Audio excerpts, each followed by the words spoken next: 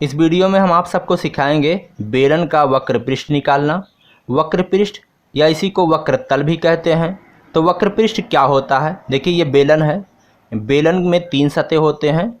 ये जो हरा रंग का है यहाँ और यहाँ, ऊपर और ये नीचे, यानी ऊपरी तल और ये निचला तल है, दोनों वृत्ताकार होते हैं। ये समतल होते हैं। और ये जो लाल रंग से आपको दिख रहा है ये क्या है? ये वक्रकार तल है। इसे ही हम बेलन का वक्र तल कहेंगे। तो बेलन का वक्र तल कैसे निकाला जाता है? बेलन का वक्र पृष्ठ सूत्र की सहायता से ज्ञात किया जाता है। अब ये सूत्र कैसे प्राप्त होता है? आइए सबसे पहले हम सूत्र को प्राप्त करते हैं। अब इस बेलन को, जिसकी ऊंचाई h है और इसके आधार की त्रिज्या r है, मान लेते हैं ऐसे बीच से इसको यहाँ से काटते हैं। कैंची की सहायता से ऐसे काट देते हैं। यहाँ देखिए काट दिया गया है। अब इसको सीधा करेंगे तो किस तरह से प्राप्त होगा? ये आकृति आपको प्राप्त होगी। यानी आयताकार सतह को लपेट करके बेलन बनाया जाता है। तो जब हम उसको काटेंगे तो हमें इस तरह से आयत प्राप्त होगा। तो जो हमें आयत प्राप्त होगा उसकी ये जो लंबाई होगी वो कितनी होगी? 2πr होगी। क्यों होगी? क्योंकि देखिए ये बेलन था और ये बेलन का ये सिरा क्या था? इसकी लंबाई 2πr थी। क्यों थी? क्योंकि ये वृत्त है और वृत्त की परिधि कितनी होती है? 2πr। और इसी को काटा गया है तो हमें ये सिरा प्राप्त हुआ, इसको हमने सीधा कर लिया तो इसकी भी लंबाई 2πr होगी। और ये कितना होगा? ये होगा h, क्योंकि यही चीज़ है, इसकी ऊंचाई है तो यहाँ भी इसकी ऊंचाई ही होगी। अब देखिए हम ये आयताकार क्षेत्र का क्षेत्रफल निकालना है तो क्या करते हैं? उसकी लंबाई और चौड़ाई का गुणा कर देते हैं। तो यहाँ हम लंबाई और चौड़ाई का गुणा करेंगे तो क्या हो जाएगा? लंबाई इसकी 2πr है और चौड़ाई इसकी कितनी है? h है। तो 2πr गुणे h। तो इस तरह से बेलन का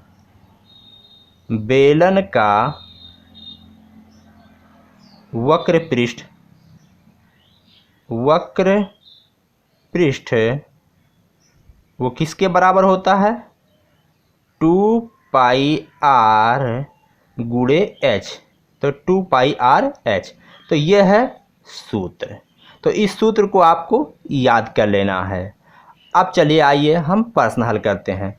मान लेते हैं कि यहाँ जो बेलन है उसकी ऊंचाई h बराबर है 21 सेंटीमीटर और r बराबर है 8 सेंटीमीटर।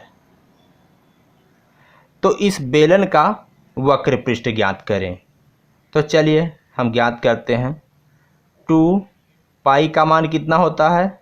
22/7 गुणे r कितना है? r है 8 और h कितना है? h है 21। अब यहाँ देखिए कट जाएगा, 7 × 7, 7 × 21। तो क्या बचा? 2 × 22 गुणे 8 गुणे 3। तो 22 दूना हो जाएगा 44 और इधर 8 गुणे 3, तो 8 त्रिक हो गया 24। अब 44 का गुणा 24 से करेंगे तो चलिए यहाँ कर लेते हैं। 44 गुणे 24, ये रफ है। चलिए 4 चौके 16 के 6 हासिल आए 1, 4 चौके 16 और 1 17, इधर 2 चौके 8 और 2 चौके 8, जोड़ेंगे तो 6 7 8 15 के 5 हासिल आए 1, हो गया 2 और 8 10, 1056।